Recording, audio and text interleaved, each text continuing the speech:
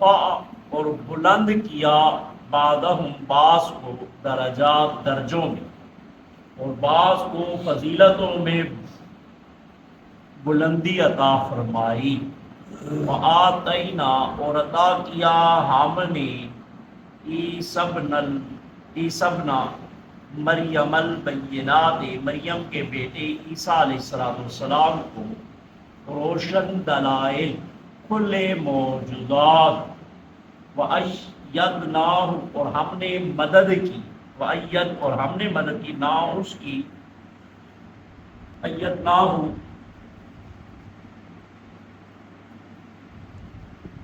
وَأَيَّد اور مدد کی نا ہم نے اس کی یعنی عیسیٰ کی، بروح القدس پاکیزہ روح کے ساتھ، یعنی جبریل علیہ السلام کے ساتھ۔ بس اتنا بات۔ اس آئے مبارکہ میں اللہ تبارک فرماتا ہے یہ رسول ہیں، یعنی ان سے مراد یہ رسول ہے، سے مراد ایک یہ ہے کہ جن کا ذکر قرآن میں ہوا، یہ وہ رسول ہے جن کا ذکر اللہ تبارک و تعالیٰ جل جلالہ نے قرآن میں کیا۔ قرآن میں سب کا ذکر نہیں ہوا، بعض کا ذکر ہوا ہے۔ قرآن کریم فرقان حمید میں اللہ جل جلالہ فرماتا ہے منہم من قصصنا علیک، ان میں سے بعض ایسے ہیں جن کے قصے آپ پر ہم نے بیان کیے، جن کے واقعات ہم نے بیان کیے۔ ومنہم اور ان میں سے بعض ایسے ہیں من لم نقص علیک کہ جن کی تفصیل ہم نے نہیں بیان کی۔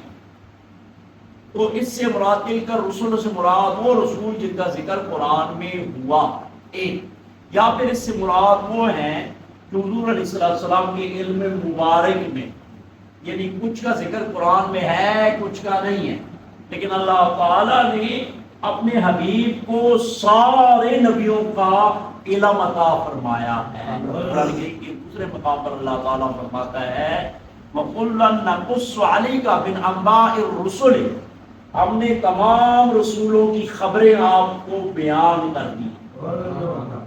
یہ کہ نفس نبوت میں سارے انبیاء علیہ السلام برابر ہیں، کسی ایک کا انکار سب کے انکار کے برابر ہے، یعنی کسی ایک نبی کا انکار کیا تو آدمی کافر ہو جائے، گویا کہ سب کا انکار کر دیا۔ جیسے کہ قرآن کی کسی ایک آیت کا آپ انکار کریں اس کا مطلب ہے کہ آپ نے پورے قرآن کا انکار کر دیا، ٹھیک ہے۔ اسی طرح کسی ایک رسول کا بھی انکار کریں گے تو سب کے، جس طرح کی یہودی حضرت عیسیٰ علیہ السلام کا انکار کرتے تھے، آپ کی والدہ ماجدہ پر بہتان لگاتے تھے، حضور علیہ السلام کا انکار کرتے تھے، اور موسیٰ علیہ السلام اور ان سے پہلے رسولوں کو مانتے تھے۔ فضائل میں اللہ تعالیٰ نے بعض کو بعض پر فضیلت دی، لیکن اسی سورہ بقرہ کے آخر میں ہم پڑھیں گے لا نفرق بین احد من، ہم ان میں سے کسی ایک کا بھی انکار نہیں کرتے، کسی کی بھی تفریق نہیں کرتے، سب کو مانتے ہیں، ٹھیک ہے، سب پر ایمان ہے، لیکن فضیلت میں بعض کا مقام بعض پر ہے۔ یہ یاد رکھنا، یہ تو کہنا جائز ہے، جیسے کہ آیت میں بھی اللہ نے فرمایا کہ بعض کو بعض پر ہم نے فضیلت دی، بعض رسولوں کو بعض پر فضیلت دی، لیکن ایسے کہنا حرام ہے کیونکہ اس میں تنقیص نبوت آتی ہے کہ بعض کو بعض سے کمتر رکھا۔ یاد رکھو کہ اس سے پہلے سے مراد تو جناب حضرت سیدنا موسیٰ علیہ السلام کی ذات بابرکات ہے۔ اللہ نے فرمایا منہم من کلم اللہ، ان میں سے بعض وہ ہیں جن سے اللہ نے کلام کیا، جبریل کے ذریعے کلام ہو تو سارے انبیاء سے ہوا ہے، بغیر واسطے کے جس سے کلام ہوا وہ جناب موسیٰ علیہ السلام کی ذات بابرکات ہے۔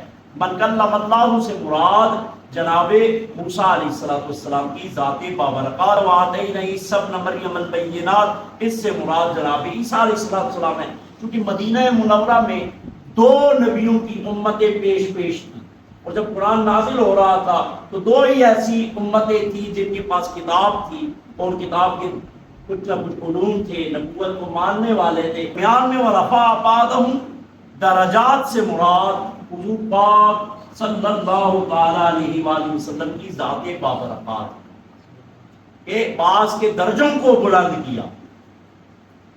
حضور علیہ السلام سارے نبیوں سے افضل ہیں. پیارے محبوب صلی اللہ علیہ وسلم قرآن کریم فرقان حمید اللہ جل جلالہ ارشاد فرماتا ہے وما ارسلناک الا رحمتا للعالمین.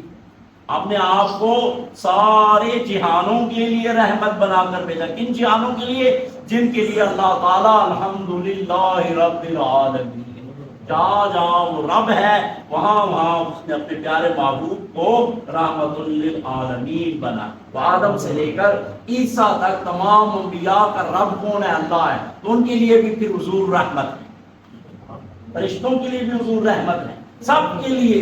فرمایا سب کے لیے ہم نے آپ کو رحمت بنا کے بھیجا. اسی طرح دوسرے مقام پر اللہ تبارک و تعالی جل جلالہ ارشاد فرماتا ہے وَرَفَعْنَا لَكَ ذِكْرَكَ، ہم نے آپ کے ذکر کو بلند کر دیا ہے. تو جب ذکر بلند ہو گیا ہے تو آپ کی صفتیں بلند ہے تو پھر ذات کتنی بلند ہوگی. آپ کی شان اور عظمت کو ہم نے بلند کر دیا.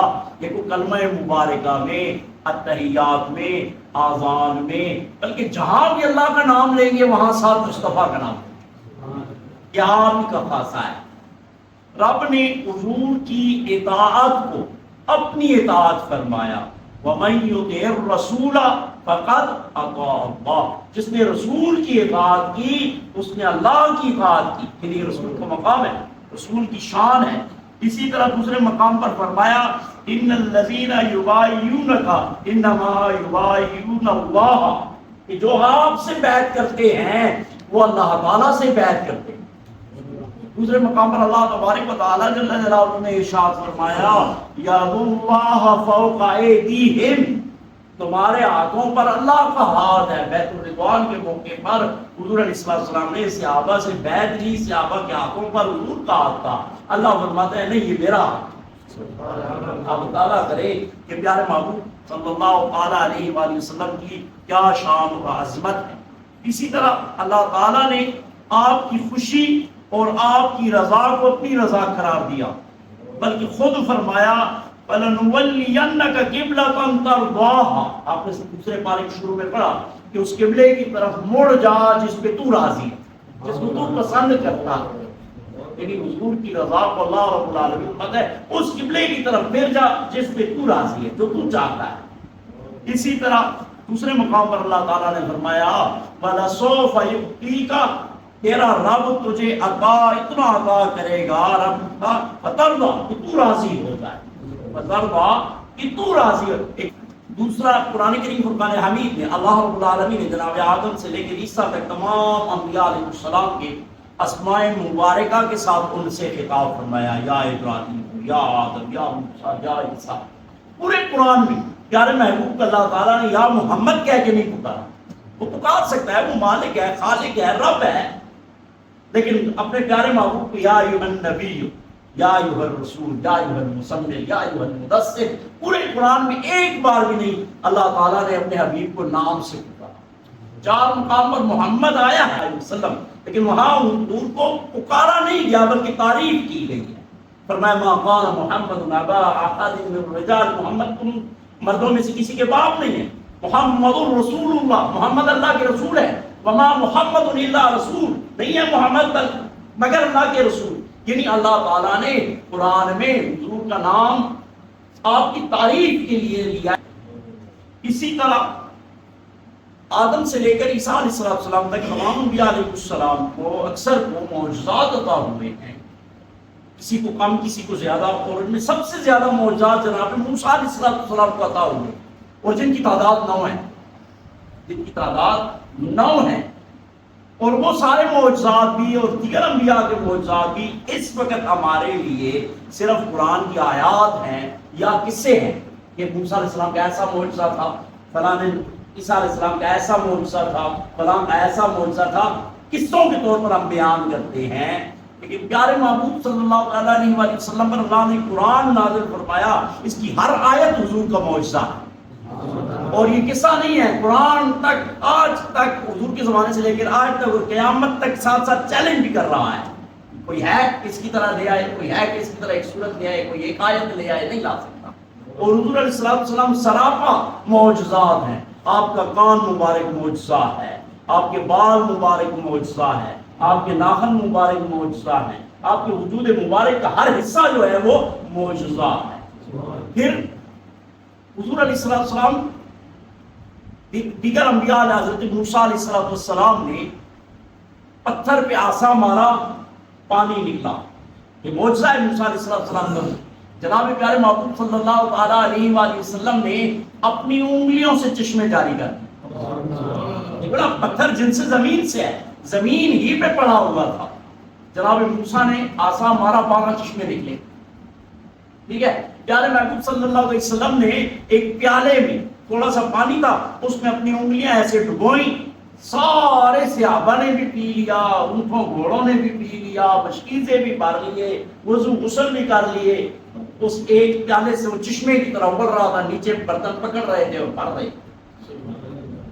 جناب عیسیٰ علیہ السلام نے مردوں کو زندہ کیا. بہت بڑا معجزہ ہے مردے کو زندہ کرنا.